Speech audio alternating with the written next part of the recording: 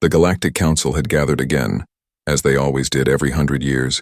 All the great species of the galaxy were present, their envoys sitting in tall shining halls, their banners hanging in the air, and their voices echoing across the chamber.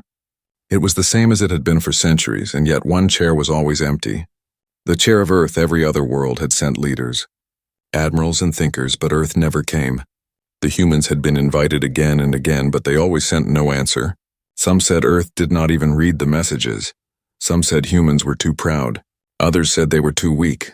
Whatever the reason, the empty chair was now a symbol, a reminder that humanity was absent. The council chamber was alive with voices. A lizard-skinned envoy from the Tsar hissed loudly, saying Earth had no place in the galaxy. They are too primitive. They waste their time on their small blue world, he sneered. His tail snapping on the ground, a soft-skinned envoy of the Alari agreed, her silver eyes glowing as she spoke. They are afraid. They hide. While we speak and decide the future of the stars, many others laughed. And the sound rolled like thunder across the chamber. But not all were laughing. Among the elder races there were whispers. An old Brath chieftain with horns like broken mountains said nothing. He only watched the empty chair. His people remembered battles long ago. When humans first stepped into space, they remembered fire, courage, and a will that did not bend, he muttered to himself, almost too quiet for others to hear. Never forget the quiet ones. For silence can be sharp as a blade. The chamber grew louder. Some demanded Earth's chair be removed. Why keep a place for those who will never come? One shouted, others argued, it is tradition, it is respect. They are members even if they never appear. The debate went on for hours, voices clashing like weapons, until the High Speaker, a being of pure light, rose and calmed them with a wave.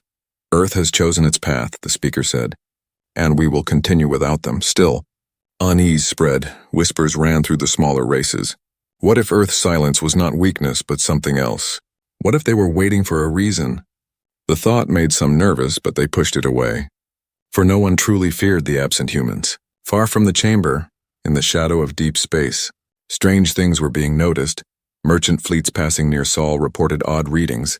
Asteroids that were once empty now gave strange echoes. Sensors detected massive shadows. Too large to be rocks, too steady to be natural. Some captains swore they saw the glint of steel deep inside the asteroid belt. But when they reported it, their governments laughed. Humans cannot build such things, they said.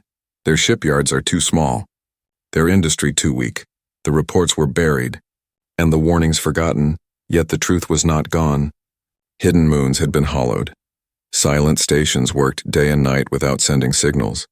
Engines slept in darkness, their heat hidden by clever tricks. Something was being built, something vast, but no one outside Earth truly knew. Back in the council, the High Speaker ended the meeting. The races departed, some still mocking Earth, others still thoughtful. The empty chair remained. Waiting, watching, a silent mark of absence. But the silence was heavy now, heavier than before. It felt less like weakness and more like waiting. And waiting has its own kind of power. In the halls outside, a young envoy asked his elder why the humans never came. The elder only shook his head, his eyes dark and troubled. Because they are not ready, he said. And when they are ready, the galaxy will tremble. Far away, beyond the sight of the council, the Sol system stirred. Engines whispered in secret. Steel giants slept under veils of shadow. And somewhere on Earth, a single message was prepared. A message that would soon break the silence of centuries. The humans had listened long enough. Now it was almost time to speak. And in the endless dark between the stars, the first tremor of movement began. Sensors in distant sectors blinked. Confused, unable to understand, a fleet was rising. But the galaxy did not yet know. They only knew one thing. The seat of Earth was still empty, but perhaps not for long. Far from the bright halls of the Galactic Council, the whispers about Earth grew louder. Merchants who traveled close to the Sol system began to tell strange tales. Their ships picked up unusual signals, pulses of energy that came and went like a heartbeat. Some swore they saw moving shadows between the asteroids, too big to be mining crafts, too silent to be natural. But when they returned to their homeworlds and gave their reports, the leaders only laughed. Humans cannot build fleets, they said. They barely know how to cross the stars. The rumors were filed away, forgotten, dismissed as stories told by frightened traders. But not all forgot. The old Brath chieftain who had watched the empty chair of Earth remembered his wars. He had seen human soldiers fight with nothing but fire and metal. He had seen them refuse to bend when stronger empires tried to crush them. Now he sat in his fortress on a frozen world and listened to the new stories. The corner of his mouth curled into something between a smile and a warning. "They are building," he whispered to himself. "They are waiting, in the shadow of Jupiter. Deep inside its swirling moons, strange shapes were being born. Not sleek like the ships of the Ilari, not elegant like the crafts of the Tsar. These were heavy, brutal things. Armored like mountains, silent as tombs. Workers who had never left Earth labored in hidden stations. Their voices hushed, their orders clear. No signals left the Sol system. No messages escaped. Everything was kept in darkness, in silence, as if the entire planet had agreed to keep one great secret. But secrets are never safe forever. One night, a wandering spy probe of the Veari drifted close to the asteroid belt. Its scanners caught glimpses of metal structures buried inside the rocks. It captured images of shadows too sharp to be natural. For a moment, the machine believed it had seen something alive. It tried to send the data back, but the signal was cut. Somewhere in the dark, an unseen weapon fired, and the probe vanished in a burst of static. The Veari never received the report. All they knew was that their probe had gone silent near Earth. In the council chambers, the stories began to stir again. A few younger races grew uneasy. Why does Earth never speak? They asked. Why do they not share their science, their fleets, their colonies? The elder races only smirked. They have nothing to share, said the Ilari envoy, her silver eyes glowing. They sit on their world like frightened hatchlings, the Tsar hissed. But their words felt weaker now, as if even they did not believe them fully. The galaxy was wide, filled with war and greed. Empires clashed on the edges of the spiral. Fleets battled for trade routes, but in the heart of it all, near the small yellow star humans called the Sun, something was stirring. Signals pulsed through the asteroid belt. Guiding silent machines, engines hummed quietly in the depths of icy moons. Vast hulls of black steel were welded together in the dark. The stars themselves seemed to shiver as the shadows grew larger. On Earth, people lived as if nothing had changed. They walked their cities, lit their lights, sang their songs. But deep below the surface, under oceans and inside mountains, command centers glowed with activity. Generals watched silent screens. Engineers whispered over blueprints. Every nation, once divided, was now united by a single purpose. They were not hiding, they were not afraid, they were preparing across the galaxy. Those who listened carefully began to notice patterns. Trade ships reported that the space around Sol was strangely empty. No pirates, no scavengers, no wandering fleets dared enter. It was as if the system itself had grown teeth. Those who tried to get too close never returned. At first no one believed it, but then a small clan of scavengers, bold and foolish, entered the Kuiper belt. Their signals flickered once, twice, then vanished forever. Not even wreckage was found. Only silence, and silence, the galaxy was learning. Was not safety, silence was warning. Silence was waiting. In the chamber of the council, another meeting began. The empty seat of Earth was still there, cold and untouched. The high speaker raised its voice of light and said, "Again, the humans are not here." The hall filled with laughter. But this time it was strained. Some envoys forced their smiles, but their eyes shifted nervously. Even those who mocked now felt the weight of the missing voice. It was as if Earth was not absent but watching and judging. The Brath chieftain leaned close to a younger envoy and spoke in a low voice. "You laugh too loudly," he said, "and when men laugh too loud, it is because they fear what waits in the shadows." The younger envoy frowned, unsure, but his laughter died on his lips. Outside the chamber, the galaxy carried on. Fleets clashed, trade moved, empires rose and fell, but near the Sol system, shadows moved like giants in slumber. The whispers grew stronger, the rumors more dangerous, and somewhere in the deep dark, the first engines stirred, slow, powerful, patient, the kind of engines that could shake stars when awakened.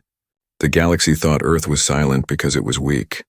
But in truth, Earth was silent because it was waiting, and soon the waiting would end. The council chamber glittered like a sea of stars, each envoy shining in their strange colors, their voices rising and falling like waves. Every species had gathered again, arguing about trade, territory, and war. But one subject returned again and again, the empty chair of Earth.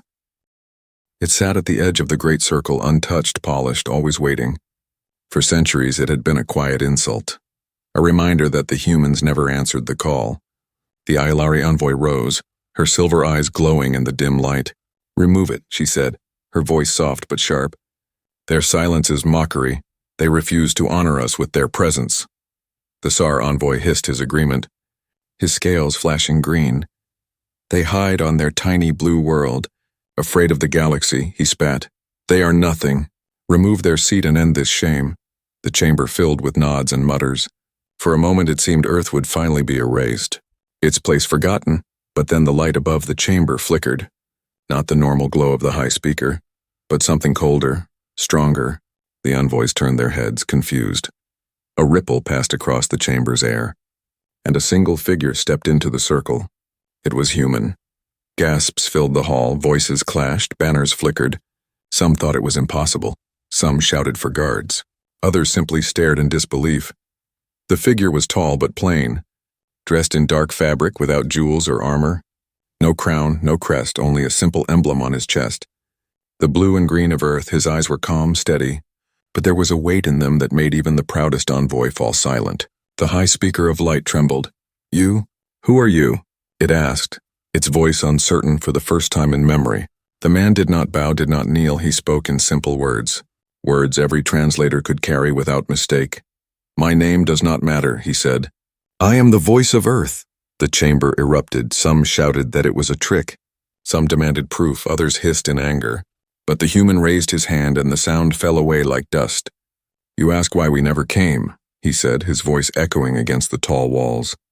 "You call us weak, you call us afraid, you laugh at our silence," he paused, letting the words hang heavy in the air.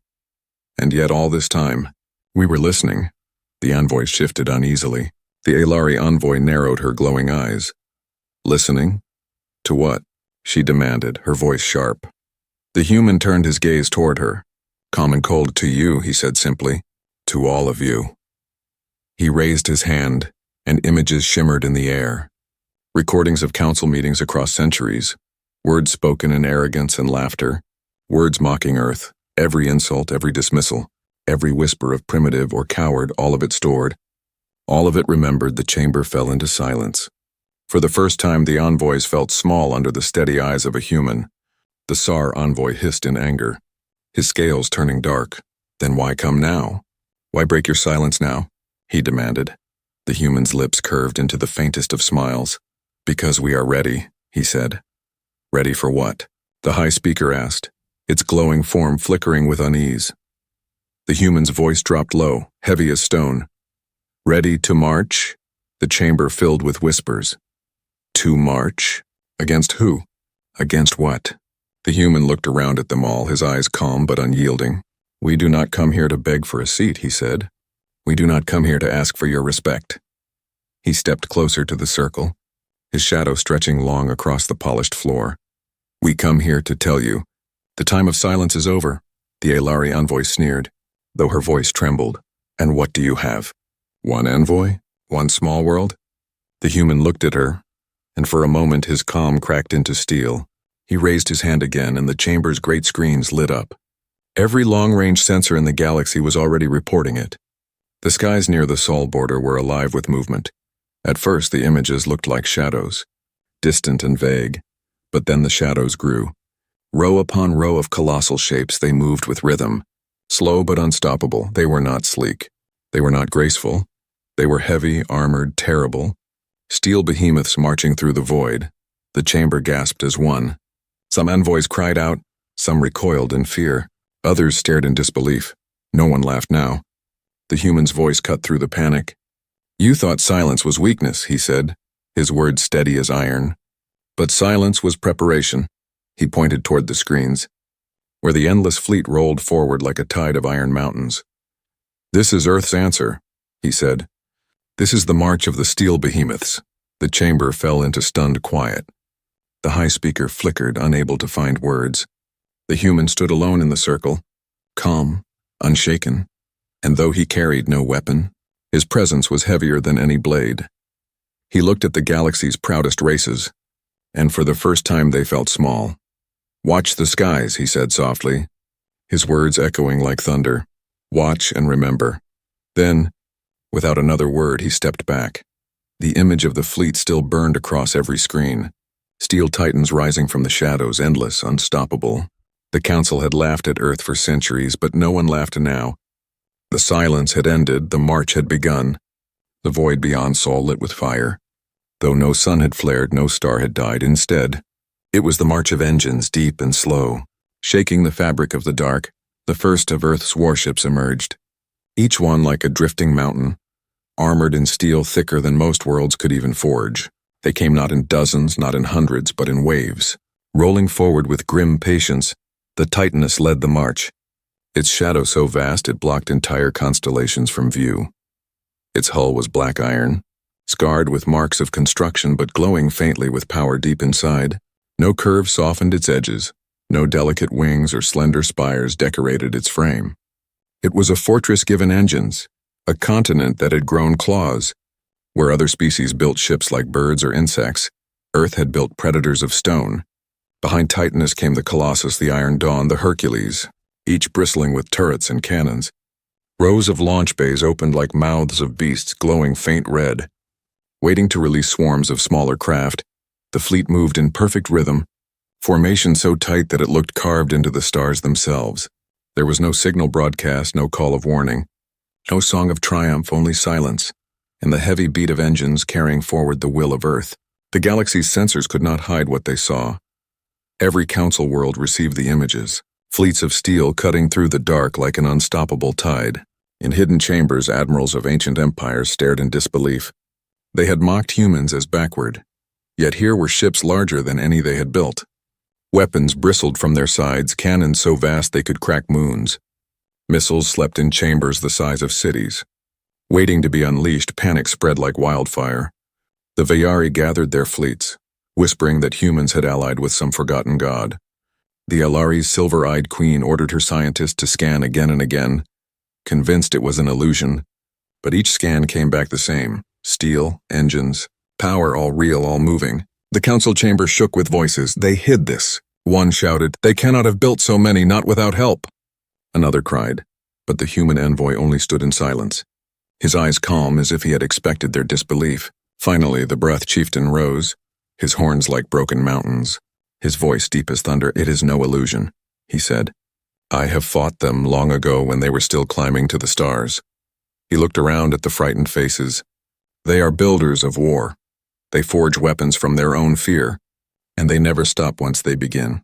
The screen shifted, showing more than just the great battleships. Flanking them were swarms of smaller vessels, each sharp and deadly, spear-shaped frigates that darted like hunters, carriers that carried drones like hives. Even supply ships looked armed, armored to fight as well as feed. It was not just a fleet, it was an army carved from iron, an empire of steel set in motion. A murmur rippled through the council as one of the ships tested its weapons. The Titanus turned its main gun toward a barren moon drifting near the Sol border. The weapon fired not with a roar, but with a silent flash that split the dark. A single beam cut across the void, and the moon shattered like glass, debris scattered into rings, glowing with the heat of sudden birth. The chamber fell silent, every unvoice struck dumb. One moon gone in seconds, not with effort, but with a single breath of human fire. Fear spread deeper now. Some envoys whispered about alliance, others whispered about preemptive war, but none dared raise their voices too loud. Because the images on the screen were not still. The fleet was still moving, leaving Sul, leaving the cradle of Earth, heading into the galaxy, heading toward the Council's very heart. The human envoy's voice broke the silence. Soft, steady, deadly. "You wanted us gone.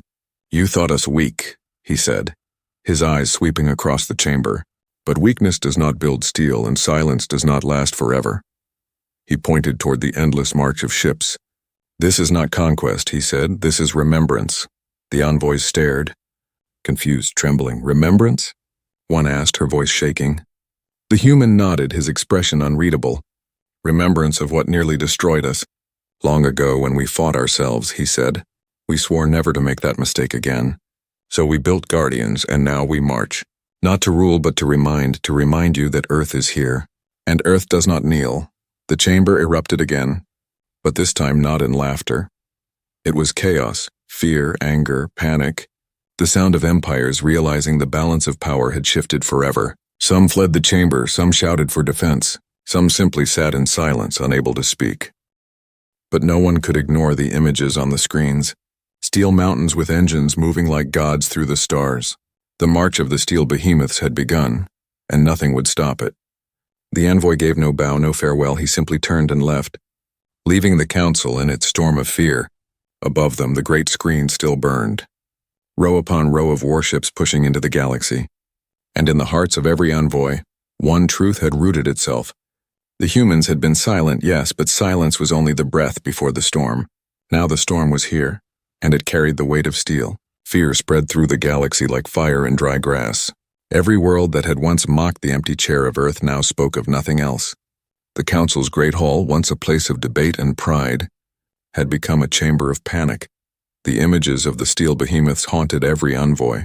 Endless ships of iron and fire marching from Sol, each one larger than cities, each one armed with weapons that could shatter moons. In hidden rooms, leaders whispered to their advisors. Some said Earth must be welcomed, begged, allied with at any cost. Others said humans must be destroyed before their fleet grew too large to resist. The galaxy was divided not by politics or trade, but by fear of a single world. The younger races trembled, their voices breaking. If they built this in silence, what else have they hidden? The older empires clenched their fists, furious that a species they had mocked could rise above them so suddenly. But fury did not erase fear. The Veari gathered their admirals in a war chamber of stone and glass. They studied the images of the fleet, their voices rising in disbelief. "It cannot be real," one shouted. "No world with so little territory could forge such weapons." But the screens did not lie. The Titanus loomed above them all, its cannons still glowing faintly from the destruction of a moon. "Then they must be stopped before they arrive," another said, his hands shaking as he pointed to the maps. But no one volunteered their fleet. Not one dared stand in the path of the steel tide. The Ilari queen locked herself in her silver palace. Her glowing eyes restless, she whispered to her closest guard. "They hid in silence for centuries, and now they rise with this? Impossible."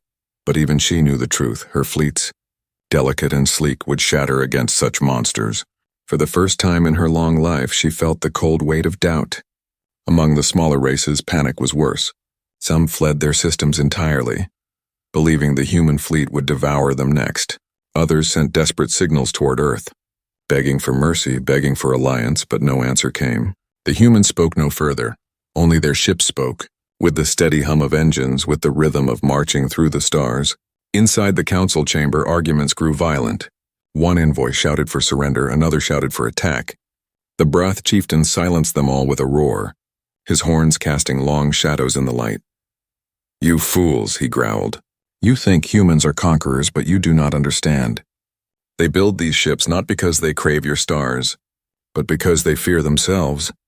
The chamber fell into silence, but no comfort came from his words, for fear, whether of others or of self, still forged weapons that could end worlds. On the edges of the galaxy, some chose not to wait. The Krith, an arrogant empire of fire and steel, launched their fleets toward the path of the behemoths. Their admirals laughed, boasting that humans would learn fear at last. Their warships gathered in thousands, wings sharp, engines bright. Weapons ready, they waited in the dark, hidden behind shattered asteroids ready to strike. But when the human fleet arrived, it did not slow, it did not scatter.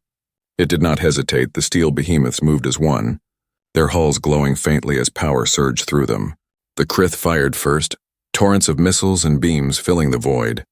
The sky lit with fire, enough to melt fleets to ash. But the human ships endured. The Titanus shrugged off blasts that could cripple lesser worlds. Armor burned but did not break. Shields glowed but did not fall. Then came the answer. A single cannon from the Iron Dawn fired. One beam cut through the dark, striking a Krith battleship. The ship did not explode. It ceased. Metal turned to dust. Energy ripped apart its core, and in seconds, nothing remained but drifting fragments. The Krith fleet hesitated, their admirals stunned. And then the behemoths fired together. The void became a storm of light. Moons shattered, asteroids burned. Ships split in half as if they were made of paper. The Krith screamed through their channels, but their voices were drowned in static as ship after ship vanished. Hours later, silence returned. Where once had been the Krith's proud fleet, Only wreckage floated, glowing faintly in the dark. The Behemoths did not pause to celebrate. They did not slow to claim victory. They marched on, steady as before, unstoppable, indifferent. The council received the reports in silence. Some envoys wept. Others shook in fury. But none could deny what they had seen.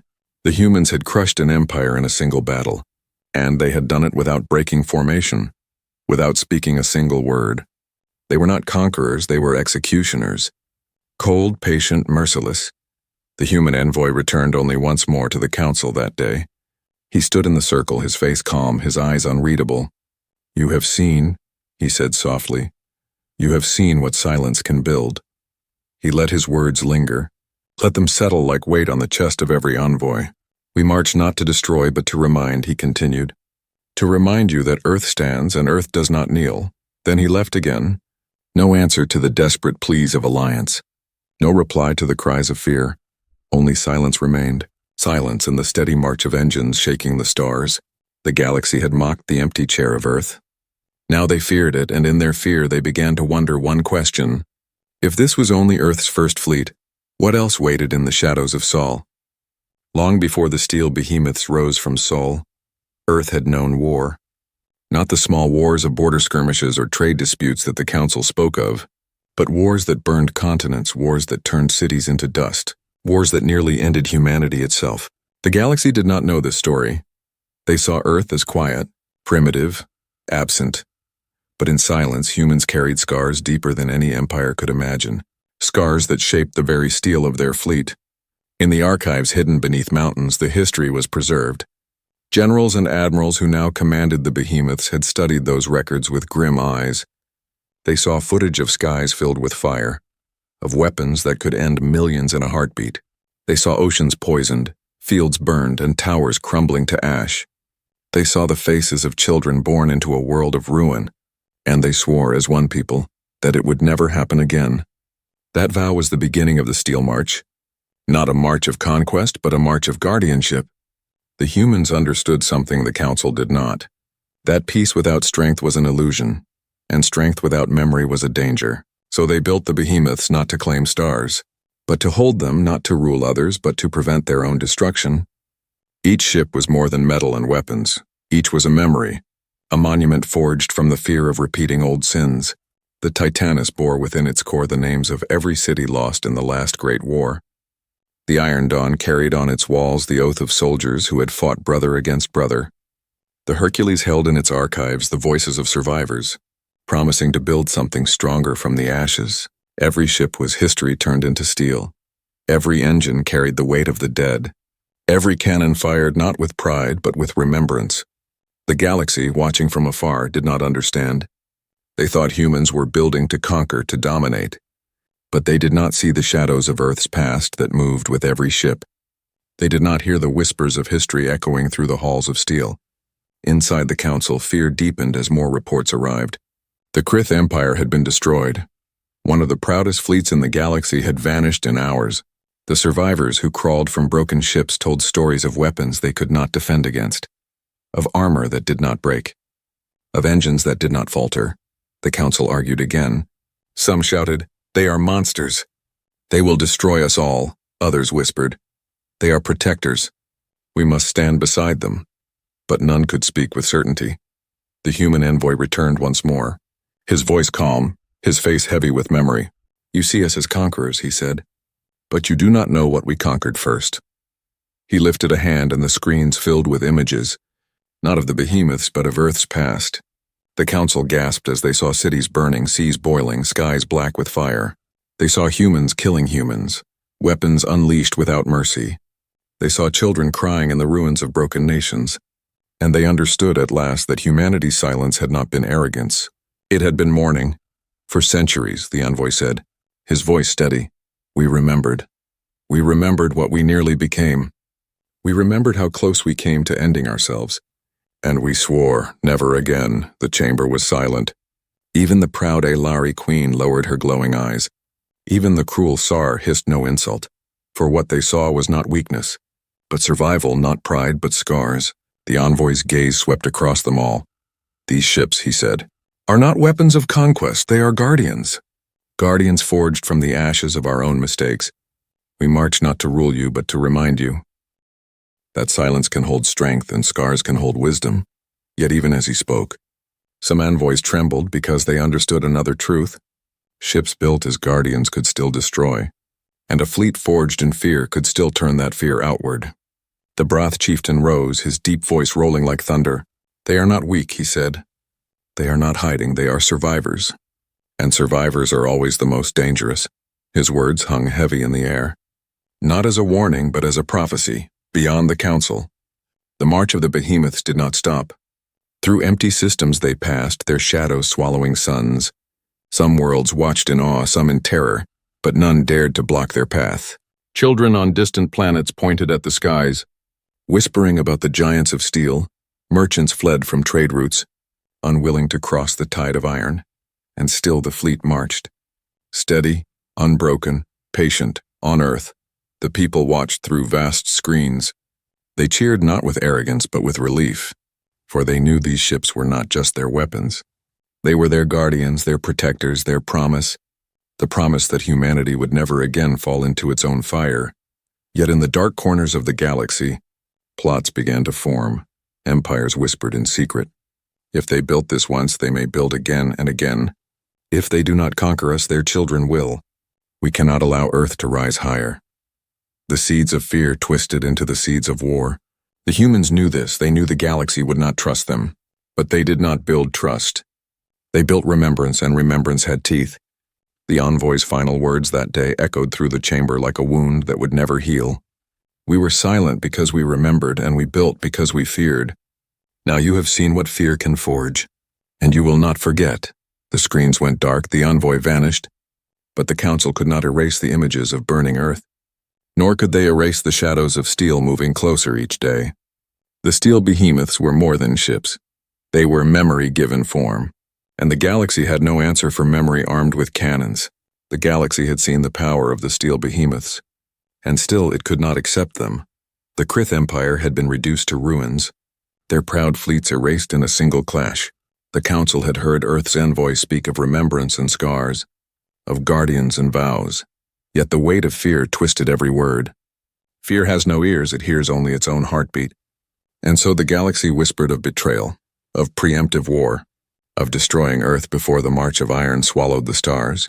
In the cold void beyond the council's reach, one empire decided to act, the Zeru Dominion, rulers of 1,000 systems, masters of fleets both vast and ancient. Their emperor was proud, his voice like fire. Humans are liars, he told his generals. They speak of guardianship, but their fleet is a blade, and a blade must be broken before it strikes. The generals bowed, though some trembled, for even the boldest had watched the destruction of the Krith. Still they obeyed. The Dominion gathered a fleet larger than anything they had deployed in centuries. Tens of thousands of ships, sleek and bright, engines burning with pride. They prepared to ambush the behemoths in the dark of the starless gulf. The march of Earth's fleet did not change. No haste, no fear, no hesitation. The behemoths moved in rhythm, each engine like the slow beat of a colossal heart. The Titanus at the front, the Iron Dawn and Hercules at its sides. Behind them stretched wave after wave of iron ships. The galaxy watched with dread. The behemoths did not hide. They did not sneak, they moved openly, as if daring the stars themselves to stop them. The Dominion fleet waited in silence, hidden behind shattered worlds, their weapons primed. Admirals whispered to each other, their voices sharp with doubt. What if they endure? One asked. They will break, another hissed. Though his claws trembled on the console, the Emperor's voice thundered across the channels. You will fire and you will burn them, and history will remember the Zeru as the saviors of the galaxy. The trap was sprung.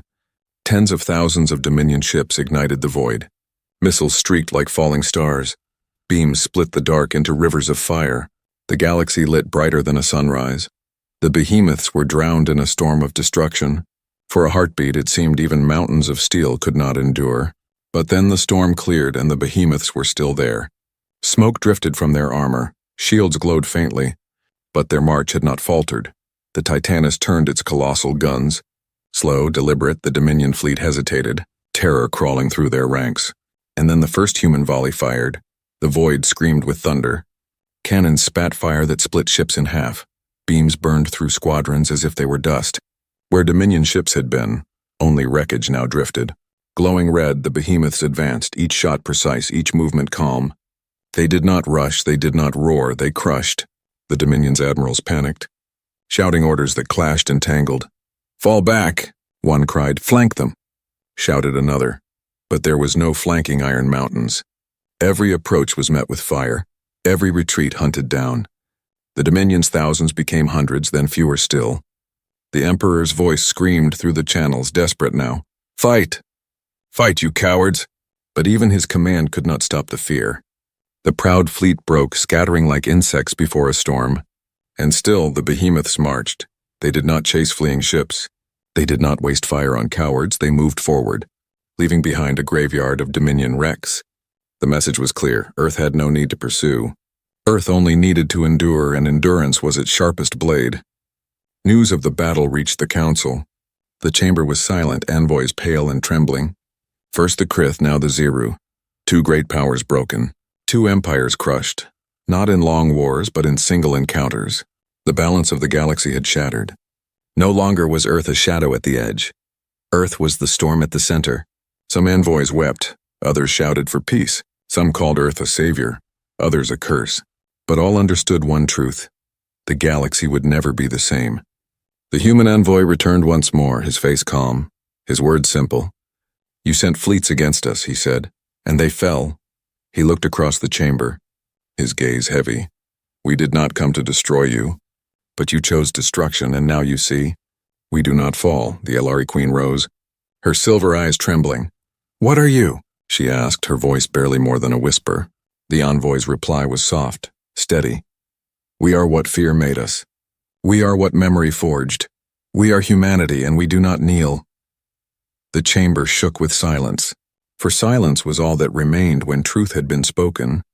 And still, beyond the stars, the Behemoths marched, their engines beating like the heart of an unending storm. A storm that had crushed empires, a storm that no world could stop. The galaxy now understood the truth the Broth had whispered long ago. Never underestimate the quiet ones. For when they rise like mountains. And when they march, the stars themselves tremble. The council chamber was silent, yet the silence was heavier than any storm. The images of the Dominion's shattered fleet still burned across the screens, wreckage drifting like broken bones, fire glowing where empires had once stood proud. The steel Behemoths had marched through two mighty powers, and nothing had stopped them. Every envoy felt it in their chest.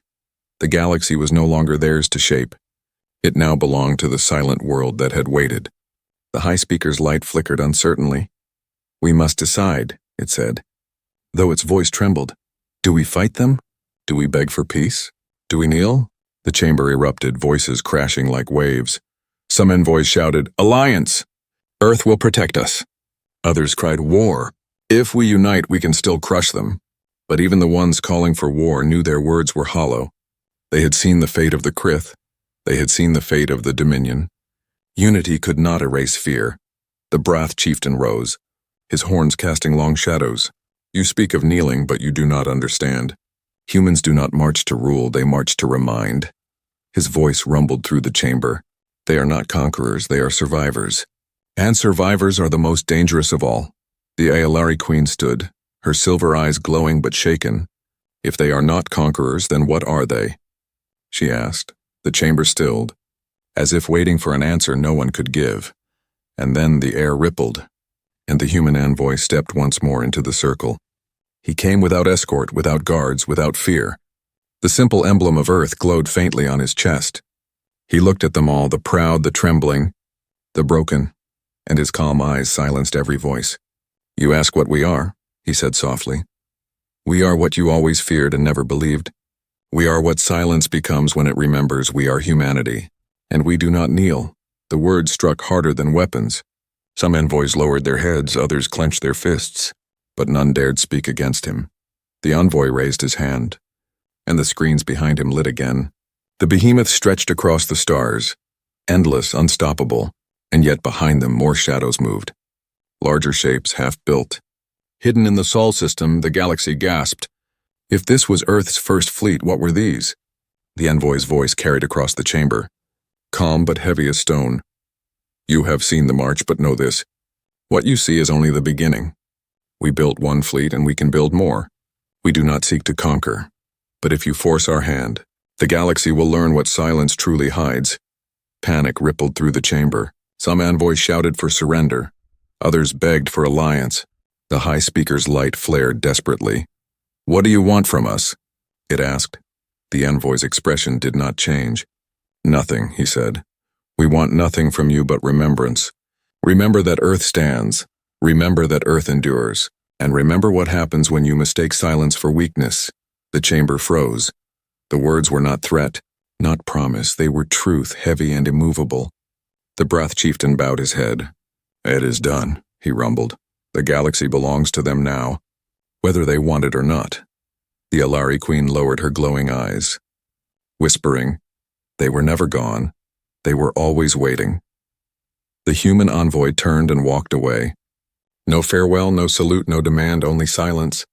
But the silence was louder than thunder. Beyond the council, the steel behemoths marched still, engines thrumming like the heartbeat of a sleeping god. Their shadows fell across stars and worlds. Children watched from their windows. Whispering of giants, merchants altered their routes, terrified of crossing their path. Entire empires shifted their borders, giving wide space to the march. The galaxy bent around Earth's fleet like grass before a storm. On Earth, the people watched the broadcast with quiet pride. They did not cheer for conquest. They did not chant for war. They whispered of survival, of scars carried with dignity. The behemoths were not symbols of power alone. They were proof that humanity had endured its own fire and risen stronger. They were guardians built from fear but carried with resolve. Still, deep in the galaxy, whispers turned darker. Some empires plotted in shadows. They must fall eventually, they hissed. They cannot hold the stars forever. But their voices were thin, fragile, drowned out by the steady hum of engines echoing across the void. And so the march continued, not with conquest, not with banners, not with the roar of victory, but with silence, patience, inevitability. The steel behemoths rolled forward, and the galaxy trembled in the end. The council kept Earth's seat. Not empty now, not mocked, but feared.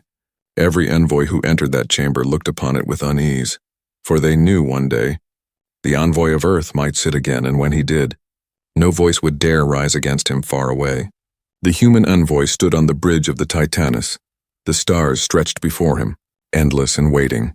His voice was quiet, but it carried through the iron halls. "This is only the beginning," he whispered, and the behemoths marched on, their shadows carving a new era into the galaxy, an era where humanity had risen. Silent no more, the storm had come, and it was made of steel,